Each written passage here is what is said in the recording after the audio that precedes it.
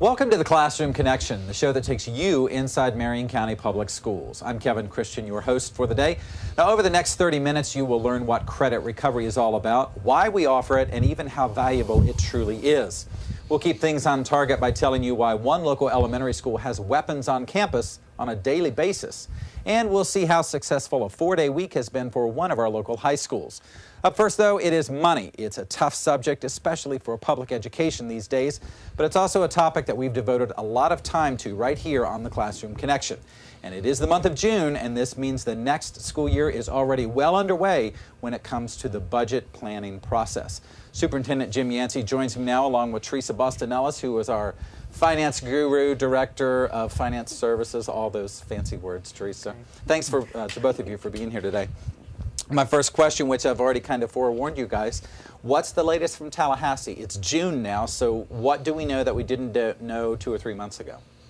Well, surprisingly, there's no real new news, and that's a good thing. It's stayed pretty stable since I guess March. We've been kind of waiting, and we thought there might be some items that were changed at the end, but they were not. And so we're pleasantly surprised that there weren't any changes, first of all, and that overall it's it's much more positive than we thought it was. It's still not, I mean, if you look back to 2008, it's still way down, but yeah, it's much more positive than we thought. It looks like it's about almost a break-even year for us. Okay, I know at some point we were talking upwards of $20–25 million less this year than what we had last year. What happened with all of that?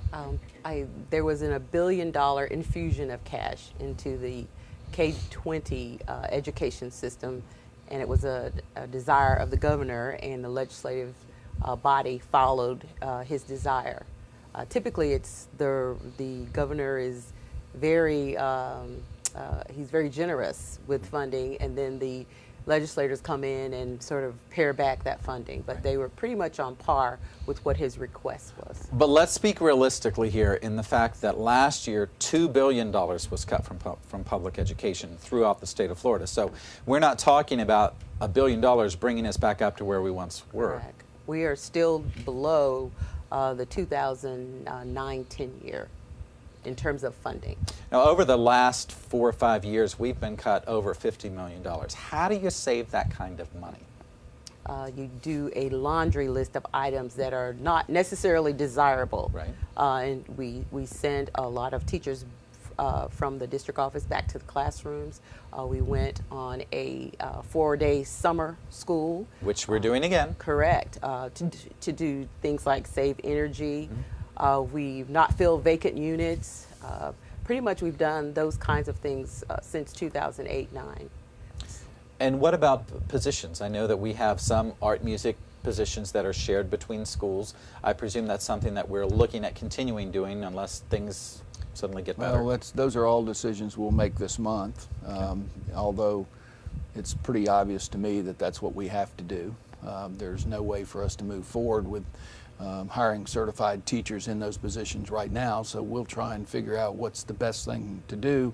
But you've got art, music, libraries, media personnel in there. Yeah, reading coaches are in there as well.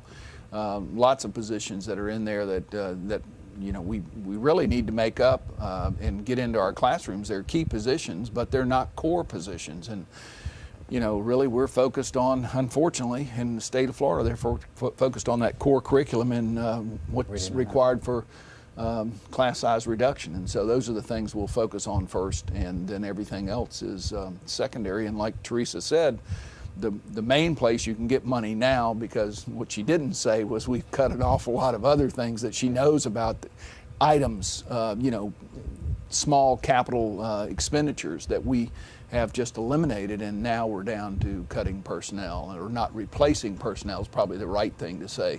We have a multitude of positions, less than 100, but more than 50 positions at the county level, I think, that are still just sitting open that we're just not replacing. And it's people like you that are, doing 2 jobs instead of 1, and so we've had lots of people take on additional responsibilities that they've never had before. Exactly, and I'd like to add that in our budget, 82 to 85% of it is salaries and fringe. So that doesn't leave much less. And I would think that's probably the case with multi-million-dollar companies. Correct. The largest cost is always personnel. I'm going to throw out a term here, and I know you're going to laugh at first, but I want you to clarify it for our viewers. Tell me about found money. Well, I'll tell you, from my perspective, it has nothing to do with being found. It's money that was budgeted earlier in the year in our original budget, and at some point in February, when we hit the end of January, the 1st of February, we stopped spending the money. Unfortunately, we have an antiquated tracking system, financial system that Teresa and her staff have somehow figured out to keep kicking and manipulating a little bit so that it still works. But honestly, the system doesn't allow us to track the fund balance as closely as we like, or would project it as close as we'd like. And that's one of the things we're hoping to remedy this year, actually get a new system in place that'll help us be a little more, a little better with our projections. But it's not found money. It's money that was already budgeted that we simply decided not to spend for whatever reason. It may be in, let's say, substitute teachers that we got the principals to share. When a teacher's out, they split those kids up and send them to other classrooms so that we don't have to spend $75 on a teacher or $65 on a teacher, a substitute teacher to go in those classrooms. It could be that. It could be simply that we're hiring what we call certified subs, people with bachelor's degree, to replace a teacher who's out on maternity leave. And we only pay them $100 a day. And the savings comes because the district doesn't have to pay benefits on that. That's correct. And we're not paying the full salary for the other teacher, unless, of course, they've got accumulated sick leave and things like that. And so there is this belief in the community that found money was hidden somewhere, when in reality that money is part of that salary that's not being spent, if you will. Correct. I know in my department and all of the departments at the district level, we had to submit purchase orders. We had to have everything approved starting back in January. Right.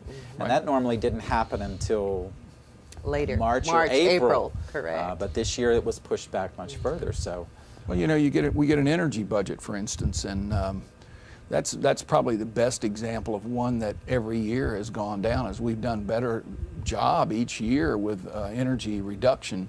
It's actually helped quite a bit, and even though we've added square footage, our energy costs continue to go down, and that's just a matter of people doing a really good job in that department.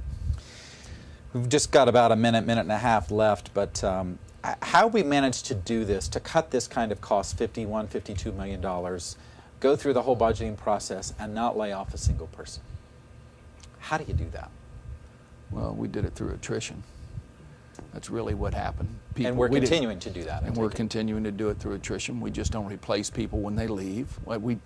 There are some positions we had to have somebody for acquisitions and purchasing, rather. Right. We had to have somebody eventually, so we had to hire somebody.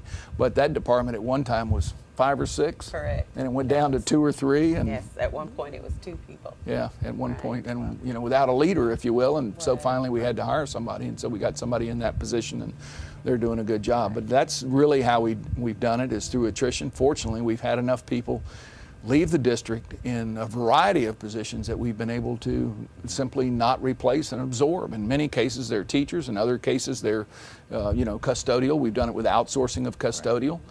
But you remember, the school board has chosen not to close down schools like Seminole and Volusia County have done, and they've chosen not to outsource transportation, and we did outsource custodial, and that's been a savings in every school of at least $100,000 every time we do it in every school. It saves us about $100,000. So those are the kind of things we're doing. Well, it's a good segue, because the school board now basically takes the budget and goes through it and kind of gives its stamp of approval on this and that and what they want other funding for. So that's the process where we find ourselves now.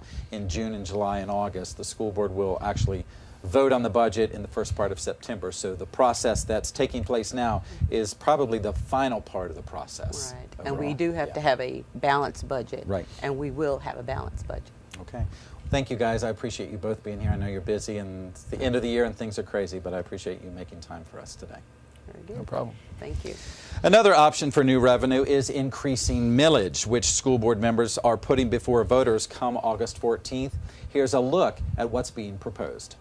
Come August 14th, Marion County voters will approve or reject 2 proposals to increase school funding. Both are based on millage increases, which would affect property owners throughout the county. The first half-mill resolution would pay operating expenses to have art, music, and library programs at each school, including media specialists.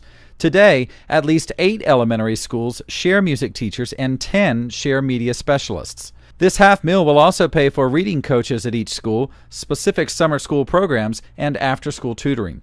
Finally, the half-mill will also fund credit recovery classes to prepare students for college and the workplace. The half-mill would also affect property owners only and would generate an estimated $7 million each year for 4 years.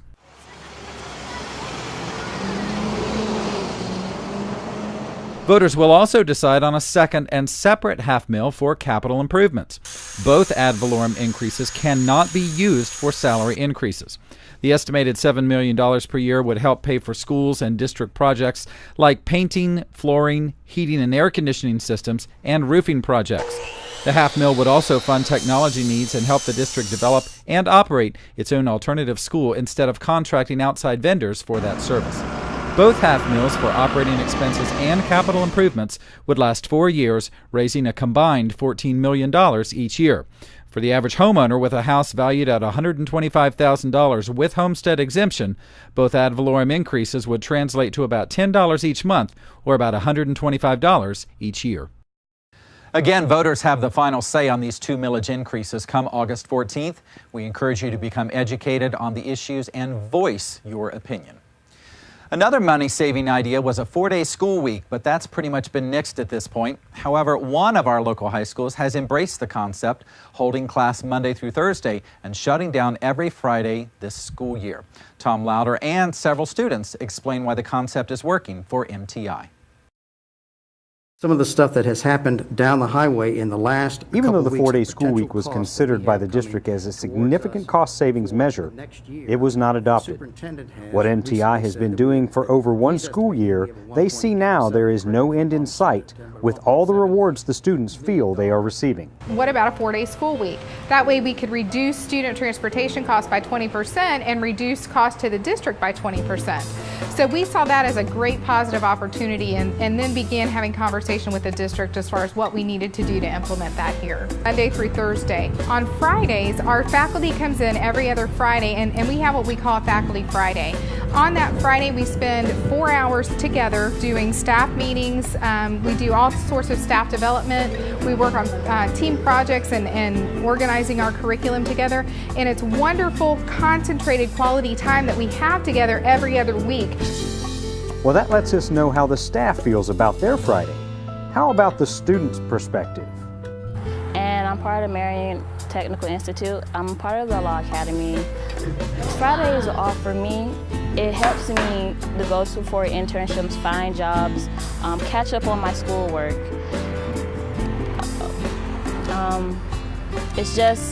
It gives me the opportunity to work on my skills of learning and math and reading English. I'm in the IT Academy, which is computers, and the 4-day week really helps me with my internship. I got an internship through the school, which it was really hard to get outside the school, so it's good to have connections. My internship deals a lot with IT, so definitely it helps in the field that I want to do. And having the 4-day week, I can go on Fridays and get more experience and have that internship and have that job to earn more money and stuff to get future career experience. The 4-day school week here at MTI is really good. We have more class time to make up for our days off on Friday. Even though it's a longer day, I think it's worth it. We get to spend more time in our academies, so it helps us in the job that we want to go into. Yeah, it really has. I've learned a lot. I've gotten more stuff in. I'm passing. I'm getting better grades than I was in my base school because it allowed me to get more hands-on training, teachers and all. So yes, the 4-day school week has helped me, and I know it has helped a lot of other students as well. The longer class periods gives you time to talk about the same thing, so you won't have that break and time to forget. It just lets you get the full thought out and the full lesson throughout, so it's just easier learning. Teachers are more willing to help since they have less students, they have more time to help me, and like my grades have improved a lot.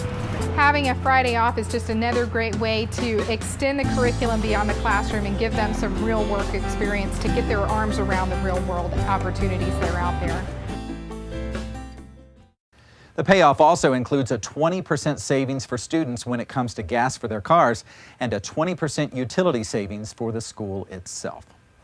One program our district offers is especially important this time of year. It's called Credit Recovery, and it offers a second chance to struggling students. Here's Chadwick Pierce with that story.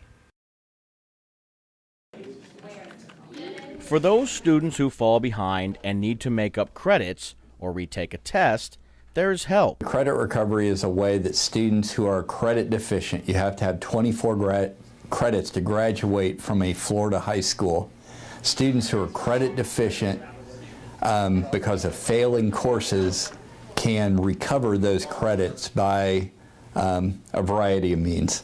Marion County is working hard every day to give its students everything they need to succeed and save time. They can always retake a course, but obviously that takes a lot of time. A student's already sat in a traditional class for 135 hours of regular instruction. So what we normally do with credit recovery in high school is use a program called Play-Doh, which is an online courseware piece of software where the students can take courses, work at their own pace, and they're mastery-based courses. Saving a dime, like always, has been just as important as saving time, and this program seems to be worth every penny. We earned over 1,000 credits last year and are on track, I believe, to meet or exceed that number this year. So you think of the number of students we have in high school earning an additional 1,000 credits. That's an awful lot of FTE money that's being saved for students that would have been a fifth-year senior.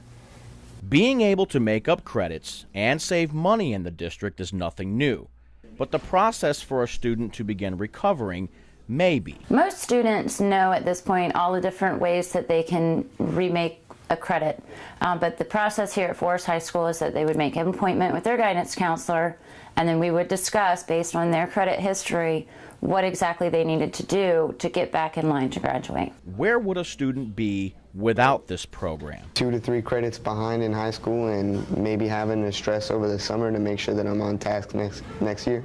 Less stress and not having to attend summer school would make any student feel better about this program. I love it. I mean, I love being able to make up my credits. I thought that I wasn't going to be on track to graduate and I was going to have to take maybe summer school to get back on task, and it's much faster, you know. I can accomplish my credits really quickly and seamlessly, and I can do multiple credits at a time, and it's great. There's another positive point to share, and I think Andrew says it best. High school is where you set your future and where you decide where you're going to be after, you know, and how you're going to make money, and this gives you the opportunity, like it's a redo. You get to fix your mistakes from your first year and second year of high school and get yourself back where you need to be. Some credit recovery courses are even available with a Wi-Fi connection, but all testing must be done in person on campus to preserve the integrity of the process. Well, just a few weeks ago, 372 videos produced by students battled it out to become Best of Show winners at the 11th Annual Marion County Student Media Festival. There were 4 Best of Show winners. Here's a look at one of them from Denellen Middle School.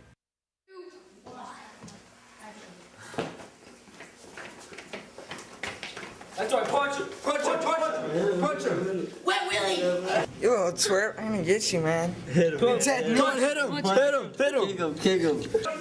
Wet Willie! Wet Willie! Loser! Loser! Oh, the bell's ringing.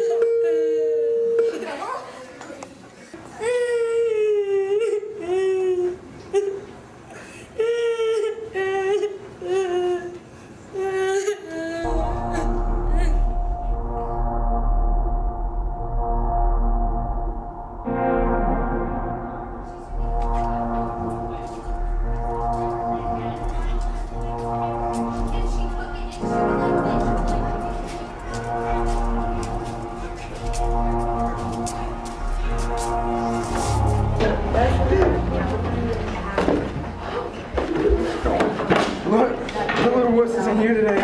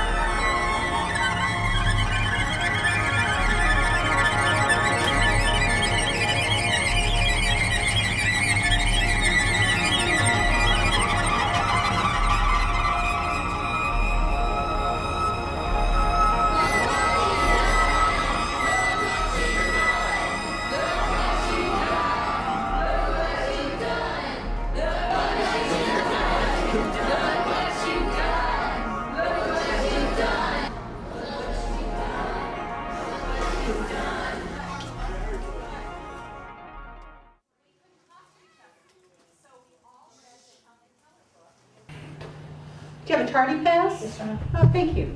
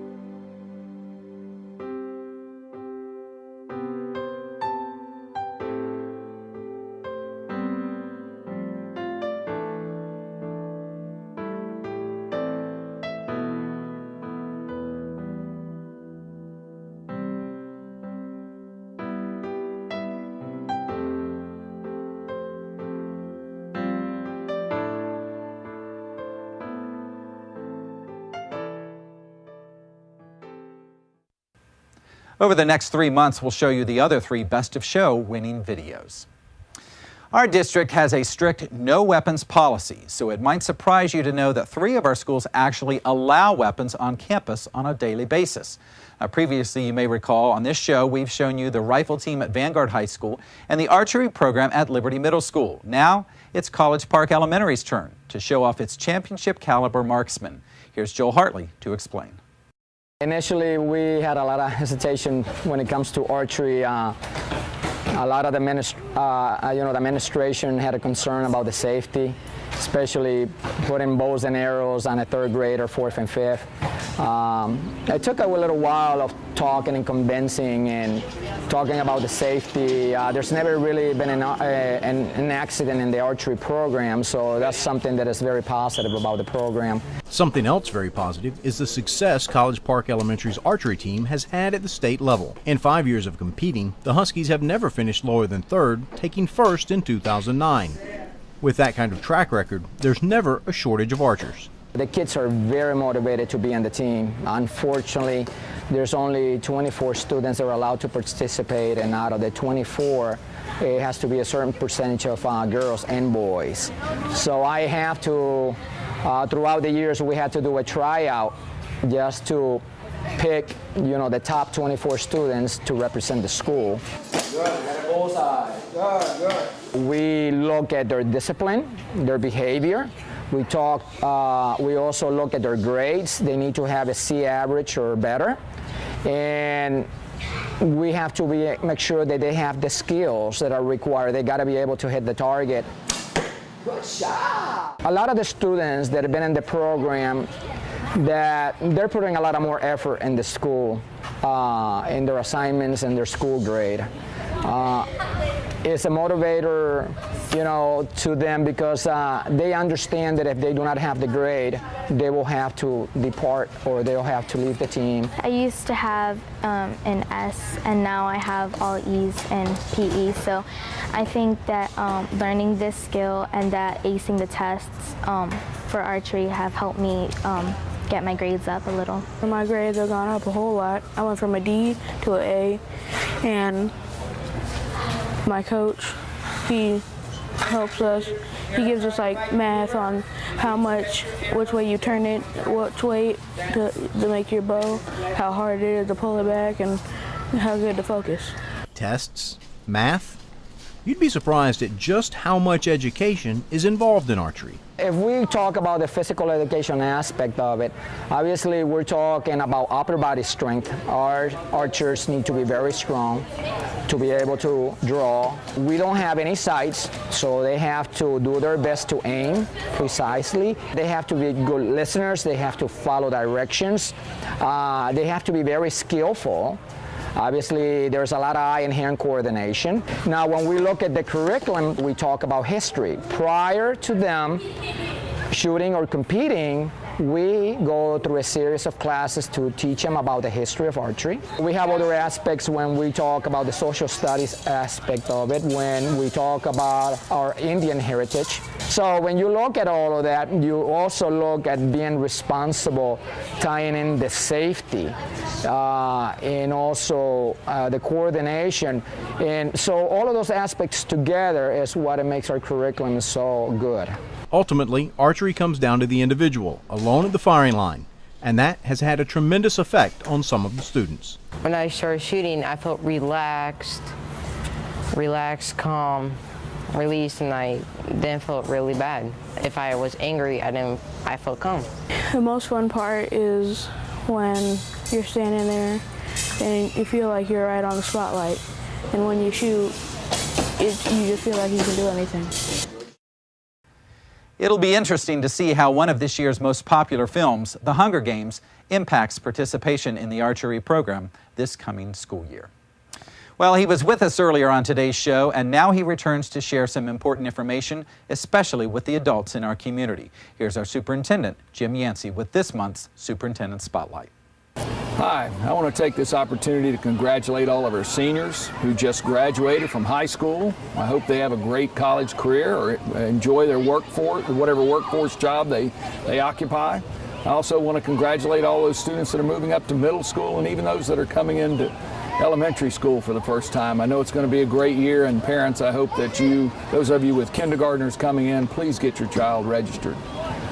On another note, a political note, I hope that each of you parents out there and anybody 18 years of age or older who's not a registered voter will go do that this summer.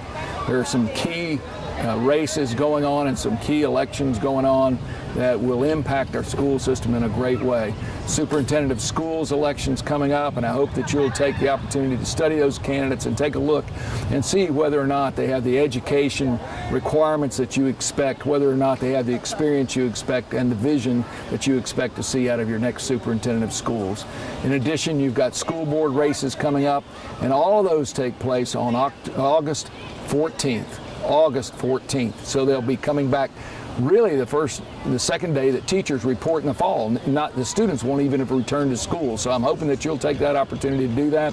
And on that same date, we do have our 2 half-mill elections going on. One, to try and keep music and art in our schools the way we'd like to, with certified teachers teaching those classes, as well as a lot of our dropout prevention programs will be supported by the money, the $7 million that could occur if we get that half-mill. The other side of the half-mill election, there are 2 elections. The other side of the half-mill deals with capital funds, and it's mainly maintenance is what it is.